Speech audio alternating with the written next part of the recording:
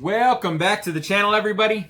Today I want to try to help some people a little bit with maybe floor plans and designing their house. I noticed a lot of people are having trouble figuring out a floor plan, finding a floor plan, stuff like that. So I started kind of the thought process a few years ago, and I actually kind of knew what I wanted for the most part. So I originally started with a barn dominium style house, and just ordering, I can't really remember the size, but let's say 75 feet by 50 foot steel building, and building everything inside that. So building my house on one side and having my shop on the other. So for me, the shop is the most important part. I'm trying to move my business to my house, and I rent a 1,200 square foot shop right now, and then we have this the house and property. Our house is really bad shape, so we needed to replace the house. And we need more room, and our rent is getting pretty high and everything on the shop. So designing this house was a blanket solution to a lot of our problems. Actually, a lot more problems than just those two. So as time went on, the house kind of morphed. I went to some other building materials, and I was looking for a DIY solution to everything, and I looked into concrete forms a little bit, and that led to ICFs. And I originally designed this house all for ICFs, and then I went to Simon's concrete forms, and I was on that one for a few months, and now I'm back at ICF forms, and pretty sure I'm going to stick with that. There's still some problems we're trying to figure out, but I had it pretty easy. My property is 104 feet wide by 208 feet long. So that was the first thing I entered in. I got a piece of graph paper. I made a scale, whatever that ended up being on that graph paper, of the size of my property, and that gave me my limits. And then I have the limits from county code, which is 15 feet away from the fence lines.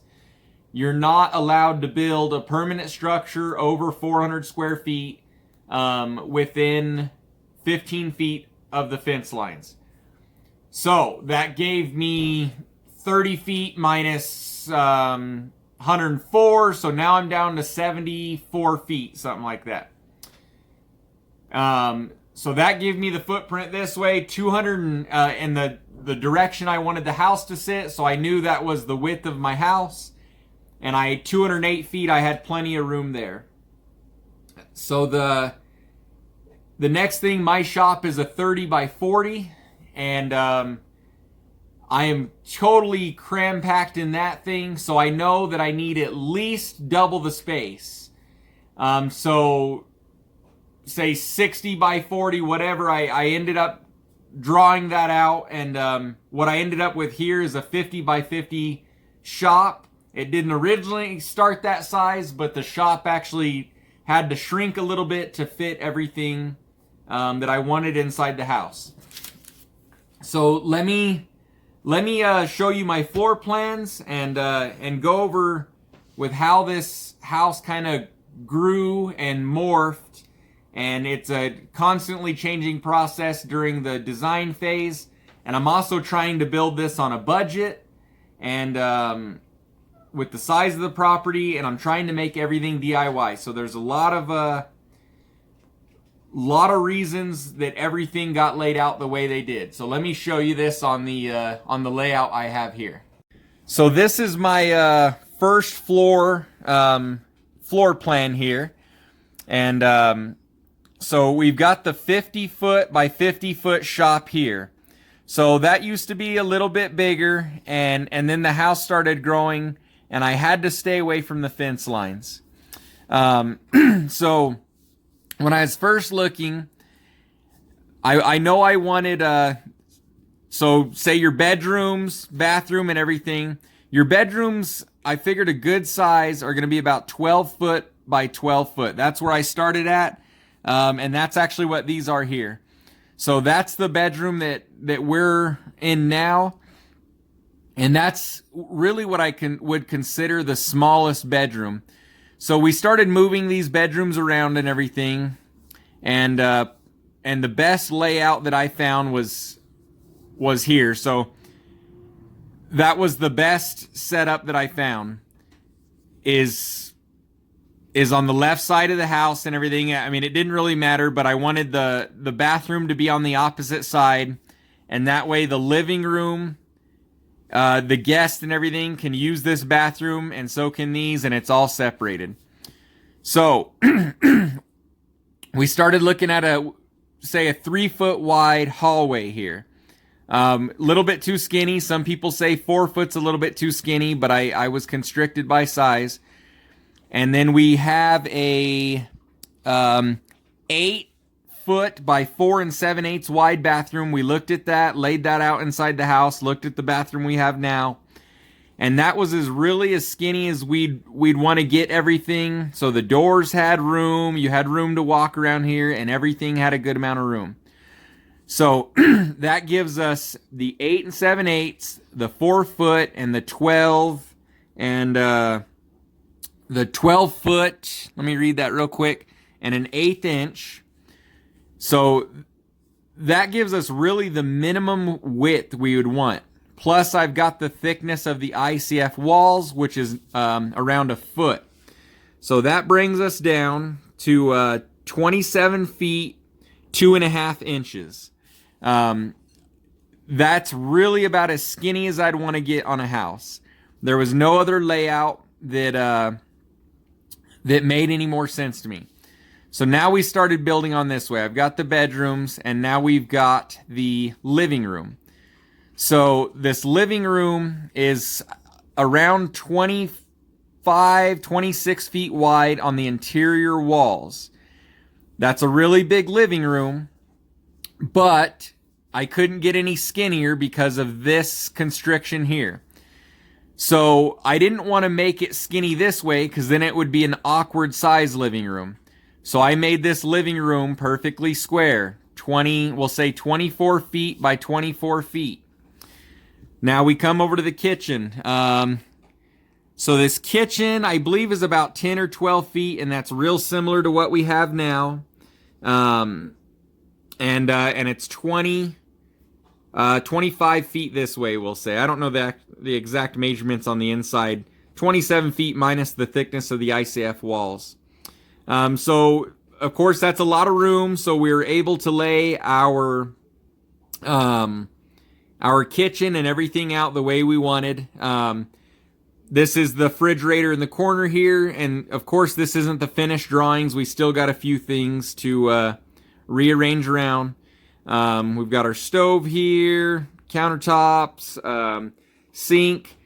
Now I want all the plumbing on the outside wall, and the reason being is all the plumbing is going to go down through this wall and out. If I ever have any drainage issues, I won't have to tear up a bunch of concrete in here. I didn't want plumbing going down across the floor. So if I ever have to tear anything up, I'll have to tear up underneath the cabinets to the outside of the house, and then out to the septic tank. On this bathroom over here, I've got all the plumbing lined up where it all exits out this wall, comes around the house, and meets up with this plumbing. Because I didn't want plumbing going across the house. So I'm going to try to go around the house, and so far it looks like everything's going to work out.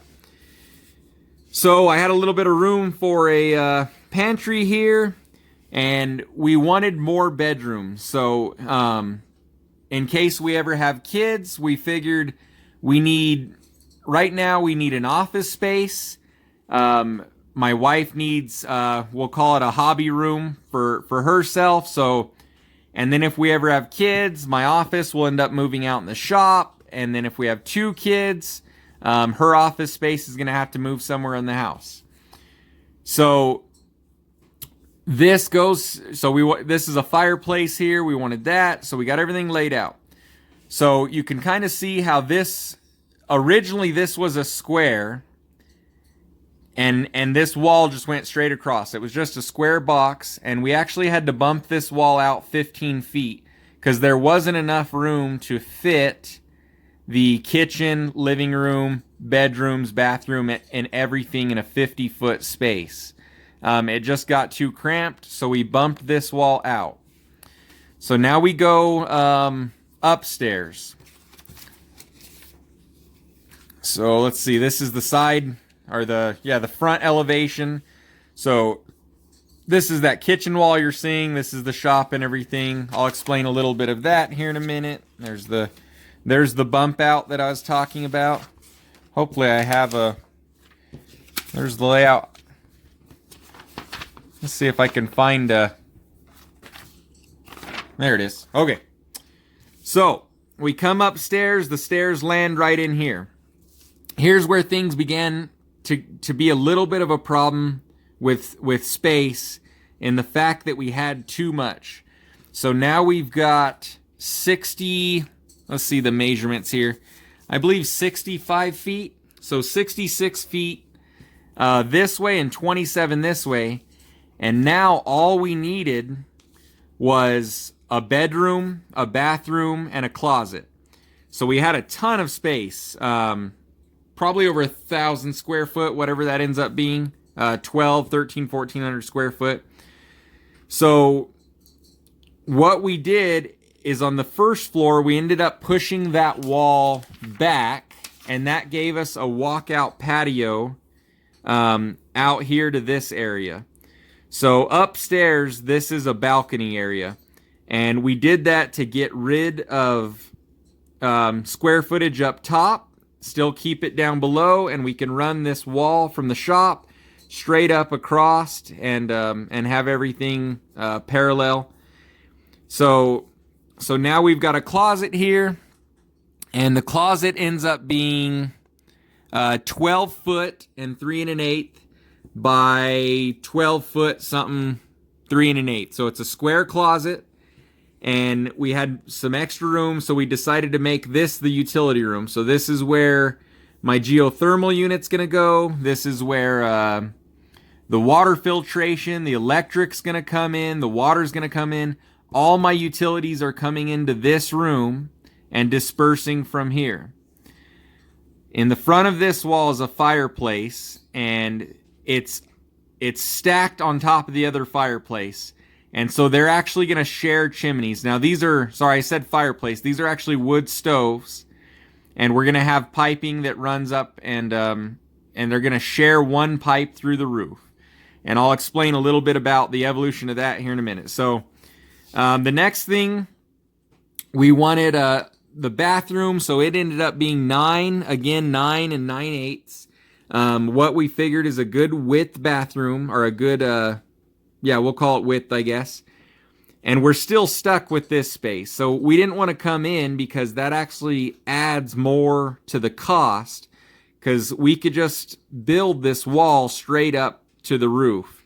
So the more things you keep parallel, the more things you keep in line, the cheaper it is to build. The more of a box you build, the cheaper. So we're stuck with this width here.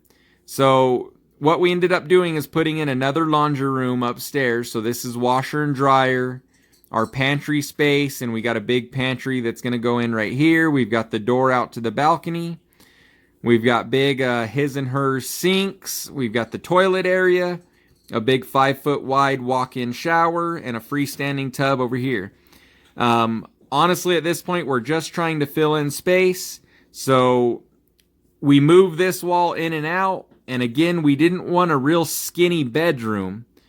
So we ended up with 24 feet by 24 foot for the bedroom. Now, of course, there's stairs going up one more time here. There's a fireplace in here. So at this point, the stuff just kind of built itself. Once we got the layout on the bottom stairs, we can only do so much with the top stairs, or the upstairs. So, and I don't know if I have a, I'll show you on the 3D version of it, but this goes upstairs one more time, and our roof is actually flat. So all of this is an upstairs patio space. So it's a 27 foot by 50 foot flat roof, and that's patio space.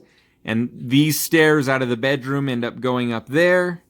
And then we've got a bathroom here in the garage, and that is sharing the plumbing wall with the downstairs. So right here, these are sharing plumbing walls. And then upstairs, we have the utility room, and that's right above the bathroom. And so it's all easy access. We can have a panel that goes down through the back of the cabinets to deliver water and electric and everything to the downstairs bathroom. And what we're doing upstairs is actually our plumbing comes up into the ceiling and disperses. So it's actually a loop. So it's one of the hot water loops is coming over here, and it's hitting the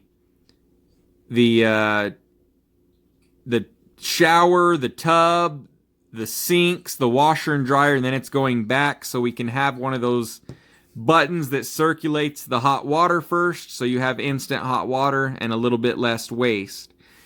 Now our plumbing is coming down through here, and it's connecting to all these. We've got one branch, and that's all actually in the drop ceiling, and that ends up coming, so all the plumbing is exposed on the ceiling, on up above the drop ceiling down below, and they all come and connect and go out this wall. So I've only got a couple feet of plumbing inside of the concrete here of drainage pipe, and I've only got a few feet here. That way, if anything ever happens, we only have to tear up a small space.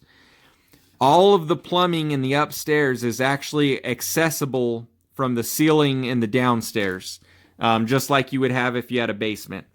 And there's no, the plumbing, if I need any water pipes or anything, it can just run along the garage wall. It doesn't have to be, there's no drains in here. It could just, the water can run on the garage wall. And then same thing here, our drains from this bathroom all connect and go out this wall. So it's a really good idea to keep plumbing and drainage and everything maintainable and accessible, and plan for the future. A lot of designers would have just ran these drain pipes straight across this concrete. If anything ever happens, you would have to cut up this concrete, and we plan to have exposed concrete, polished concrete in the whole place. So we really, really don't want to mess up this concrete. I actually had a friend that built a very, very, very expensive house, and they ran the plumbing straight across the house. They polished the concrete floors. When they tiled the bathroom, they dumped the grout down the drains, and it completely ruined this drain, and they had to cut their plumbing straight out and then patch it back, and they ended up with tile because you could never fix that concrete again. So the plumbing or the tiling company ended up paying for that, but it ruined their plans on having a polished concrete floor. It changed the way that house was gonna be for the rest of its life. So yeah, this is all I did. So you can come up with some elevations and everything. You can see the flat roof on top of the house. Well, I didn't want that on the garage, so the garage is still a pitched roof. And I'll show you a little bit on the 3D CAD model that I used, how that ended up working. So I just started out by using graph paper and using what we know. So we use the living room in our house, we use the rooms that we already know, and we just measured them and laid out what we thought would be good size rooms. Another good way to do that is take that scale, cut out little pieces of paper of the size of the rooms that you know you want, and start to put them in order, and you could adjust them around the house, see where the best place for them is, and what the best layout is, and just mess with it. This house morphed over a year, so I was always changing little design aspects. After you get a good floor plan laid out, you can go to something like this. So this is Google Sketchup. Sorry, the video is going to be a little bit shoddy. I'm not sure how to just record off my computer, but this will give you guys a good idea. So I took the size of my property. That was the first thing I did, was look at the size of my property and lay it out on Google Sketchup. And then I start to lay the floor plan of the house out.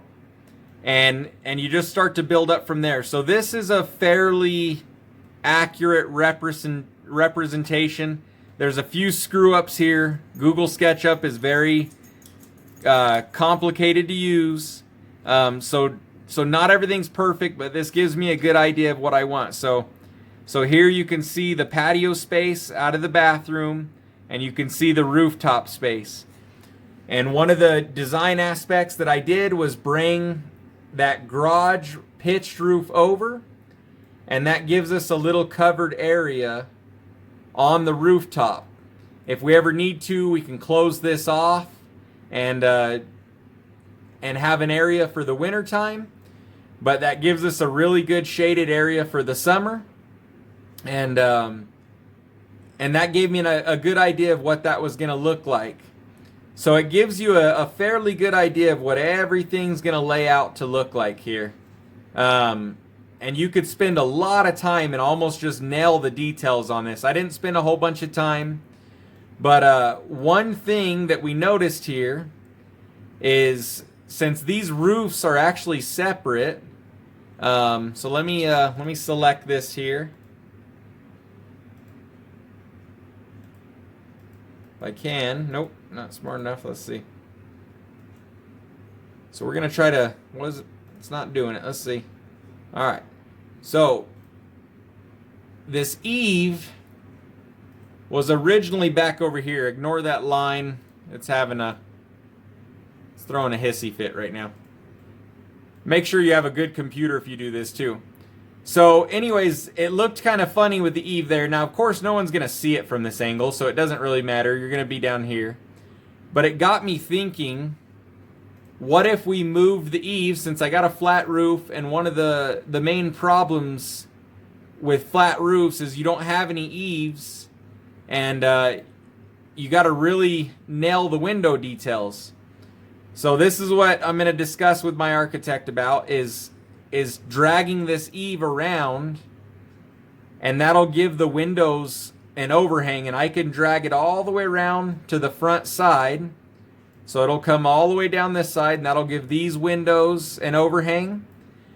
Down this front side here, it'll give this window an overhang, and down this side, so it'll give this window an overhang. So looking at this representation made me realize that. So the other thing that I realized is this eave is coming in here, and I only had these, the parapet wall on the balcony. Let's see if I can move it here. These things take a lot of, I don't know if it's going to it'll let me move it up, but not down. So I had it really low, so the eave was right off of that. And also, this is the bathroom. So it got me thinking that I should raise the parapet wall so the eave is actually down beside it and I can bolt it on.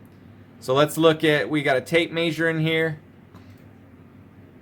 And there's people that'll show you how to design with Google SketchUp a lot better. So now the eave, so I just measured this point here. The eave is only at 5 foot 11 inches. So that gives a really good private area that blocks the view from the bathroom, that covers up this eave here, and allows me to bring that eave all the way around to cover up the bottom windows. So that's something I'm going to discuss with the architect. So I had all these plans drawn out before I hired an architect, and it saved me a lot of money. He said, you pretty much have all the work done. All I need to do is give you the finalized drawings and the actual engineering and stuff on it. It also made me realize that I needed the space to be able to walk upstairs here, and I needed this pitch to be high enough to be a usable area. So it ended up being 10 foot here, but if I lowered the pitch down, it's not a very wide usable area. So if I raise just the pitch, it ends up being a very steep roof. So what I did is add 2 foot to the garage walls. So these used to be 14 foot, and now they're 16 foot, which gave me an extra 2 foot there. And I also made a steeper pitch, which gave me a little bit more room in here. So that gave us 17 feet of area this way that has 6 foot of height.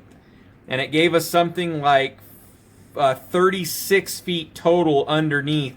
So we can actually use all this space for storage. And if we want, we can actually build across here and build cabinets or whatever else, outdoor storage.